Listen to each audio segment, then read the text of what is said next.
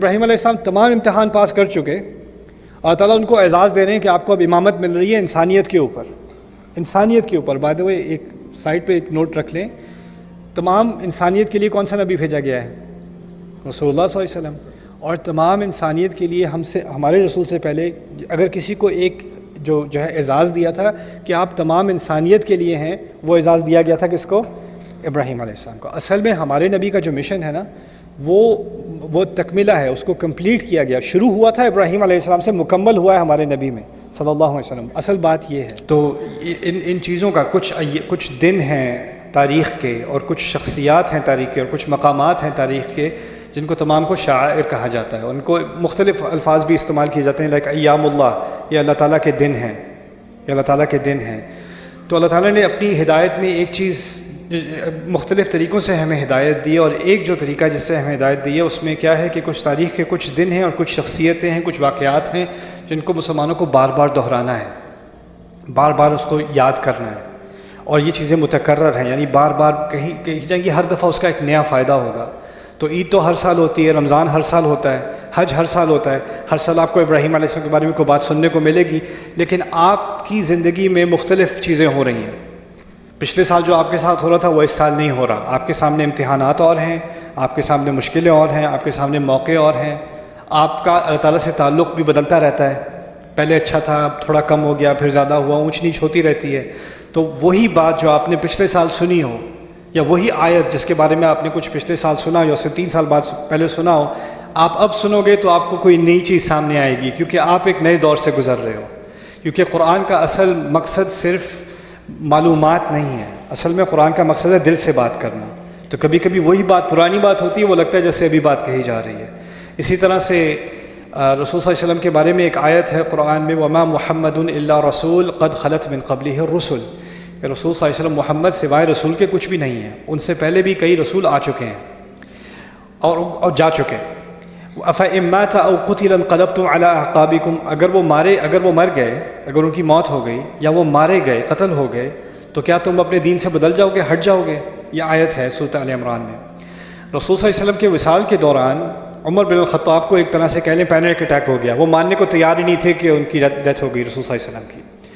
تو انہوں نے کہہ دیا جس نے کہا کہ میرے رسول کی موت ہوئی میں اس کا سر اڑا دوں گا۔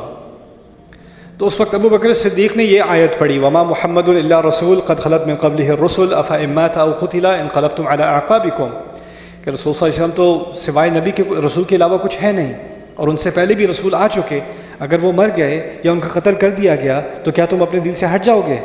وَمَن يَنْقَلِبْ عَلَىٰ عَقِبَيْهِ فَلَن يَضُرَّ اللَّهَ شَيْئًا، اور جو اپنے دین سے ہٹے گا، جو اپنے یعنی پیچھے مڑ کر جائے گا، وہ اللہ کا کوئی نقصان نہیں کر سکے گا۔ وَسَيَجْزِي اللَّهُ الشَّاكِرِينَ، اور اللہ جو شکر کرتے ہیں ان کو بہت جلد ان کو وہ جزا دے گا، جزائے خیر دے گا۔ عمر بن الخطاب کہتے ہیں کہ مجھے ایسا لگا کہ آیت ابھی آئی ہے، آیت ان کو پہلے سے معلوم ہے، جب آئی تھی تب بھی وہ وہاں موجود تھے، لیکن ان کو اس وقت لگ رہا ہے کہ ابھی آ رہی، کیونکہ ابھی وہ ایک دور سے گزر رہے ہیں، ان کے دل پہ کچھ گزر رہی ہے، اس وقت ان کو اس آیت کی ضرورت تھی۔ تو یہ تو ایک تو ہے کہ قرآن کس موقع پر نازل ہوا، کس مقام پر نازل ہوا، کس وقت یہ آیت آئی، کس وقت یہ آیت آئی، اس کو سب اردو میں شان نزول کہتے ہیں نا ہم۔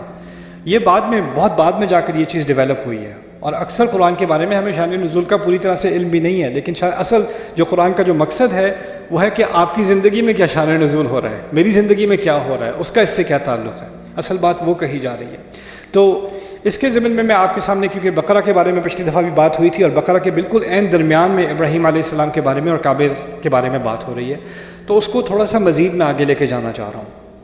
اللہ تعالیٰ نے ایک تفصیلی تنقید کی ہے، کرٹیسزم کیا ہے بنی اسرائیل کا 80 آیات تقریباً اسی ایک موضوع پر، بنی اسرائیل کے اوپر، یا بنی اسرائیل۔ اور پھر سوال یہ پیدا ہوتا ہے کہ یہ ہدایت آپ کے لیے، میرے لیے، ھدی للمتقین الذین یؤمنون بالغیب، شروع میں کہہ دیا تھا نا کہ ہدایت تو میرے لیے ہے، ہدایت تو ان کے لیے جو اس کتاب پر ایمان لائے ہیں۔ تو اگر ہدایت ہمارے لیے ہے تو یہ 80 آیات ان کے بارے میں کیوں ہیں؟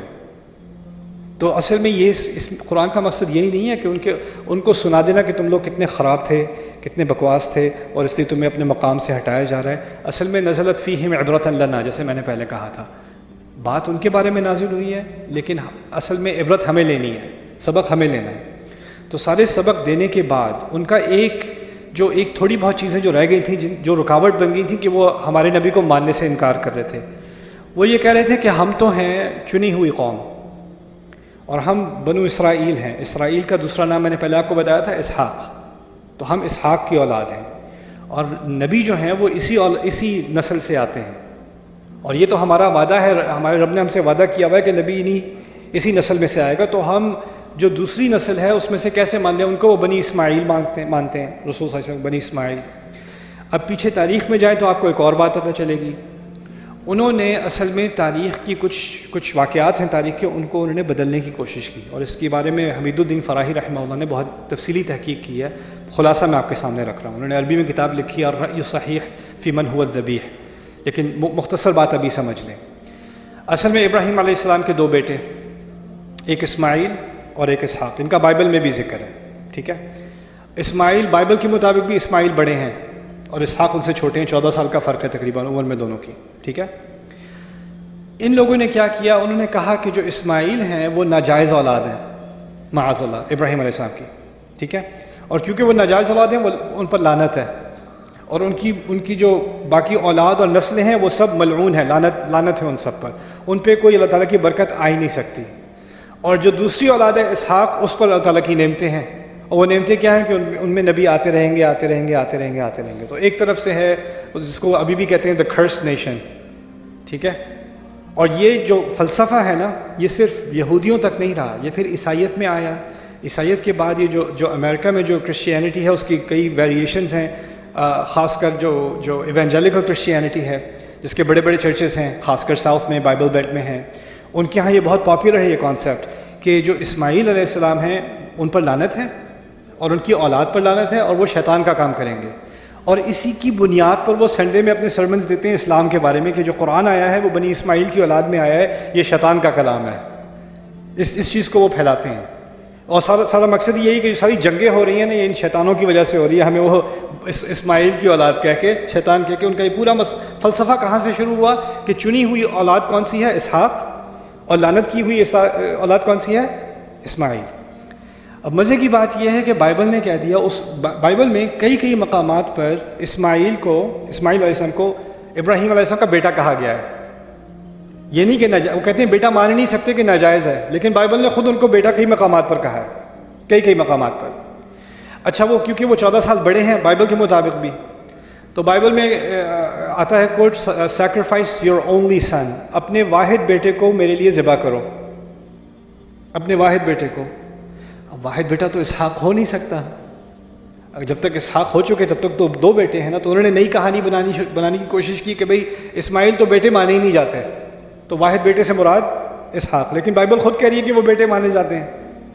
پھر بائبل نے مقام بتایا کہ کہاں پر یہ جو ذبح کرنا ہے یہ کہاں پر ہونا چاہیے.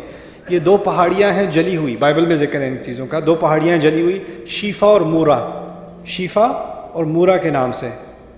یہ ہیبرو میں نا عبرانی زبان میں تھوڑا سا شوشہ ادھر ادھر کر کے صفا اور مروہ کو کیا بنا دیا؟ شیفا اور مورا. ابھی تک کسی کو نہیں معلوم یہ شیفا مورا ہے کہاں پہ, بس یہ کہا ہے کہ ایک جلی ہوئی وادی ہے. پھر انہوں نے کہا کہ یہ جروسلم میں ہے یہ وادی. جروسلم میں جلا ہوا پتھر کہاں ہے؟ وہ تو ہریالی ہے وہاں پر. جلا ہوا پتھر آپ کو کہاں پہ ملے گا؟ مکے میں ملے گا. تو جو انہوں نے تبدیلیاں لائی نا اس چیز کو فردر کرنے کے لیے, بس ایک چیز کی خاطر, ایک مقصد کی خاطر کہ ایک اولاد کو جو ہے چنا ہوا مانا جائے, دوسری کو لعنت والا مانا جائے, اور اس طرح سے انکار کیا جائے کہ یہ تو ابراہیم کی اولاد میں سے شمار ہی نہیں ہوتے. ٹھیک ہے نا. اور اسی لیے بار بار اپنے آپ کو بنی اسرائیل کے نام سے, اگر ابراہیم علیہ السلام کا چرچا زیادہ کریں گے تو پھر دوسری اولاد کو بھی اکنالج کرنا پڑے گا. ٹھیک ہے نا. اب قرآن نے بنی اسرائیل کی خوب جو ہے وہ کلاس لی, 80 آیات سورۃ البقرہ میں ان کی تاریخ میں سے جو اپنی تاریخ پہ بڑا فخر کرتے تھے یہ لوگ, تو ان کی تاریخ میں جو ان کی غلطیاں ہیں جن کا وہ ذکر بھی نہیں کرتے تھے, خود شرماتے تھے ان چیزوں کا ذکر کرنے سے, ان کو سامنے پول کھول کے اللہ تعالیٰ نے ایک کے بعد دوسری کے بعد تیسری کے بعد سامنے رکھ دی ساری بات. اچھا, یہ ساری بات کرنے کے بعد پھر واپس لائے ہیں مسئلہ ابراہیم علیہ السلام کی طرف, اور یہاں سے بات شروع ہو رہی ہے. میں کچھ آیتیں ہیں, میں جتنی آیتوں کا ترجمہ کر سکوں گا انشاءاللہ کروں گا, اور مختصر صاحب کے سامنے ایکسپلین کروں گا. تو بنی اسرائیل سے خطاب کرنے کے بعد اب یہاں کہا جا رہا ہے ان سے, وَإِذِ ابْتَلَىٰ إِبْرَاهِيمَ رَبُّهُ بِكَلِمَاتٍ فَأَتَمَّهُنَّ, جب ابراہیم علیہ السلام سے ان کے رب نے بڑے بڑے امتحانات لیے اور وہ تمام کے تمام پورے کر چکے. قال انی جاعلک للناس اماما، انہوں نے کہا، اللہ تعالیٰ نے ان سے کہا کہ میں آپ کو تمام انسانیت کے لیے ایک امام بنا رہا ہوں۔ امام عربی میں لیڈر کے لیے بھی کہتے ہیں، قائد کے لیے بھی کہتے ہیں۔ قال ومن ذریتی، تو فوراً ابراہیم علیہ السلام کو فکر ہوئی کہ میری اولاد کے بارے میں کیا ہوگا۔ ذریہ سے مراد صرف بچے نہیں ہوتے، بچوں کے بچوں کے بچوں کے بچے بھی ذریہ کہا جاتا ہے عربی میں۔ اولاد میرے اپنے بچے، ذریہ آنے والی نسلیں، ان کے لیے ذریہ کا لفظ استعمال ہوتا ہے۔ تو ابراہیم علیہ السلام تمام امتحان پاس کر چکے، اللہ تعالیٰ ان کو اعزاز دے رہے ہیں کہ آپ کو اب امامت مل رہی ہے انسانیت کے اوپر، انسانیت کے اوپر۔ بائی دا وے ایک سائڈ پہ ایک نوٹ رکھ لیں، تمام انسانیت کے لیے کون سا نبی بھیجا گیا ہے؟ رسول اللہ صلی اللہ علیہ وسلم۔ اور تمام انسانیت کے لیے ہمارے رسول سے پہلے اگر کسی کو ایک جو ہے اعزاز دیا تھا کہ آپ تمام انسانیت کے لیے ہیں، وہ اعزاز دیا گیا تھا کس کو؟ ابراہیم علیہ السلام کو۔ اصل میں ہمارے نبی کا جو مشن ہے نا، وہ تکملہ ہے، اس کو کمپلیٹ کیا گیا۔ شروع ہوا تھا ابراہیم علیہ السلام سے، مکمل ہوا ہے ہمارے نبی میں صلی اللہ علیہ وسلم۔ اصل بات یہ ہے، وہ بھی تمام انسانیت کے لیے تھے۔ جب انہوں نے کعبہ بنایا تو تمام انسانیت کے لیے بنایا تھا ایکچولی، اسی لیے وہ ایک قوم کے پاس نہیں رہے، وہ جگہ جگہ جاتے رہے۔ وہ بھی ایک انٹرنیشنل قسم کے نبی ہیں نا، رسول ہیں، اور ان کی اولاد میں اللہ تعالیٰ نے وہ رسول بھیجا صلی اللہ علیہ وسلم آخرکار، جو تمام انسانیت کے لیے بھیجا گیا تھا۔ اچھا، اب یہاں واپس آتے ہیں۔ اللہ تعالیٰ نے کہا آپ کو تمام انسانیت کے لیے ہم لیڈر بنا رہے ہیں۔ وہ کہتے ہیں قال ومن ذریتی، میری اولاد کو کیا ہوگا؟ قال لا ینال عہد الظالمین، انہوں نے کہہ دیا کہ جو ظلم کر رہے ہیں ان تک میرا وعدہ نہیں پہنچے گا، ان کو میں لیڈری نہیں دوں گا، ان کو یہ اعزاز نہیں ملے گا۔ اب 80 آیات ہو چکی ہیں جس میں کیا بات ظاہر ہو گئی ہے کہ ابراہیم کی اولاد میں سے ایک نسل ایسی ہے جو ظالم ہے، اس نے کئی جگہ ظلم کیا ہے، اور ظلم کی دلیل یہ 80 آیات ہیں۔ اور اب ان کو یاد دلایا جا رہا ہے کہ جب ابراہیم علیہ السلام نے اپنی اولاد کے لیے جو ہے اللہ تعالیٰ کے سامنے ایک پیشکش کی تھی، اللہ نے کہا آپ کو میں امام بنا رہا ہوں، اور کہا میرے بچوں کا کیا ہوگا، ان کے بچوں کا کیا ہوگا؟ اللہ نے کہا ان میں سے جو ظلم کریں گے ان تک میرا وعدہ نہیں پہنچنے والا۔ تو ابھی ان آیات میں ظلم کرنے والے کون ہوئے؟ پہلے وہ تو بنو اسرائیل ہوئے نا۔ تو اب ان کو اپنے دادا کے بارے میں بتایا جا رہا ہے کہ اصل میں جو تمہاری جو تنقید ہو رہی ہے نا، وہ اس لیے ہو رہی ہے کہ تم نے اپنے والد کی جو ان کے جو ارمان تھے ان کو تم نے پورا نہیں کیا۔ اچھا، وَإِذْ جَعَلْنَا الْبَيْتَ مَثَابَةً لِلنَّاسِ وَأَمْنًا، اور پھر جب ہم نے گھر کو بنایا، ابھی گھر کا ذکر یہ نہیں کہا کھل کر سامنے آ کر کہ یہ کعبہ ہے، بس کہہ دیا گھر، جعلنا البیت۔ بنو اسرائیل سن رہے ہیں، اب یہ سوچ رہے ہیں یہ بیت المقدس ہے کیا، یہ یروشلم ہے، یہ کون سا گھر ہے؟ مثابۃ للناس، اور یہ ایسا گھر جو تمام انسانیت کے لیے، تمام لوگوں کے لیے ثواب کمانے کے لیے وہ اس کی طرف مائل ہوں، وہ امنا، اور ایسی جگہ جو ہمیشہ پرامن رہے، وہ ہمیشہ پرامن رہے۔ اب یہودی اس بات کو سن کر پریشان، ایک تو ہم جو یروشلم ہے وہ تمام انسانیت کے لیے کہ صرف یہود کے لیے؟ وہ تو صرف یہود کے لیے، تو یہ کہہ رہے ہیں یہ کون سا گھر ہے؟ اور پھر دوسری بات یہاں آ گئی وہ امنا، اور یہ ایسی جگہ ہم نے بنائی جو ہمیشہ پرامن رہے۔ یروشلم میں کیا ہوا ہے؟ کتنی جنگیں ہو چکی ہیں، کتنی دفعہ برباد کیا جا چکا ہے، وہ تو سورۃ الاسراء میں اس کا بھی ذکر ہے، کتنی دفعہ یروشلم کے اوپر حملے ہوئے، پوری طرح برباد ہوا، ٹیمپل بھی برباد ہوا۔ تو اب یہ کہہ رہے ہیں، اللہ تعالیٰ کہہ رہے ہیں کہ یہ ہمیشہ سے پرامن رہے گا، یہ تو ہماری لوکیشن پہ تو یہ اپلائی ہوتا ہی نہیں۔ وَاتَّخِذُوا مِن مَقَامِ إِبْرَاهِيمَ مُصَلَّى، اور پھر مقام ابراہیم کے مقام پر کھڑے ہو کر آپ اس کو ایک نماز پڑھنے کی جگہ بناؤ، مصلی بناؤ۔ ان کے ہاں مقام ابراہیم کا کوئی کانسیپٹ ہی نہیں ہے۔ مقام ابراہیم کا کانسیپٹ مشرکوں کے ہاں ہزاروں سال سے، مشرکین اور جہاں بت لگائے ہوئے تھے وہاں مقام ابراہیم بھی تھا ان کے ہاں، اور وہ کعبے کو مشرک ہونے کے باوجود ابراہیم علیہ السلام کی طرف منسوب کرتے تھے۔ وَاتَّخِذُوا مِن مَقَامِ إِبْرَاهِيمَ مُصَلًّى، اب پھر بات آگے کھل گئی، وَعَهِدْنَا إِلَىٰ إِبْرَاهِيمَ وَإِسْمَاعِيلَ، اسی طرح سے ہم نے وعدہ لیا تھا ابراہیم سے بھی اور ساتھ ہی اسماعیل سے بھی۔ کس اولاد کا ذکر آ گیا؟ اسماعیل علیہ السلام کا۔ اب بات کھل گئی کہ اصل میں جس گھر کی بات ہو رہی ہے اس گھر کا تعلق ابراہیم اور اسحاق سے نہیں، اس گھر کا تعلق ابراہیم اور اسماعیل سے ہے علیہ السلام۔ ان طہر بیتی للطائفین والعاکفین والرکع السجود، کہ آپ دونوں میرے گھر کو پاک کریں گے ان لوگوں کے لیے جو طواف کریں گے، طائفین طواف کرنے والے، العاکفین اعتکاف کرنے والے، والرکع السجود رکوع سجدہ کرنے والے۔ اب ایک مزید مشکل بنی اسرائیل کے لیے، ان کے ہاں طواف ہے ہی نہیں، طواف کا سوال ہی پیدا نہیں ہوتا۔ اعتکاف ٹھیک ہے کسی حد تک ہے، رکوع بھی ہے، سجدہ نہیں ہے۔ تو پہلی بات طواف کی، آخری بات سجدے کی، اور جو پہلی آخری بات ہے نا وہ صرف کعبے پہ ہوتی ہے، وہ ان کے ہاں ہوتی ہی نہیں، بلکہ بنو اسرائیل نے سجدے کو نکال دیا، منسوخ قرار کر دیا۔ اب وہ سجدہ کرتے ہی نہیں ہیں، وہ رکوع کرتے ہیں۔ آپ نے دیکھا ہوگا ویلنگ وال پہ بھی آدھا جھکتے ہیں نا، وہ میری کسی رہبر سے بھی بات ہوئی تھی، آپ لوگ سجدہ نہیں کرتے، کہتے ہیں ہم کیا کرتے تھے کسی زمانے میں، اب نہیں کرتے۔ اب ہم افسوس کرتے ہیں کہ ہم نہیں کرتے. میں نے کہا افسوس نہ کریں، آپ کر لیں.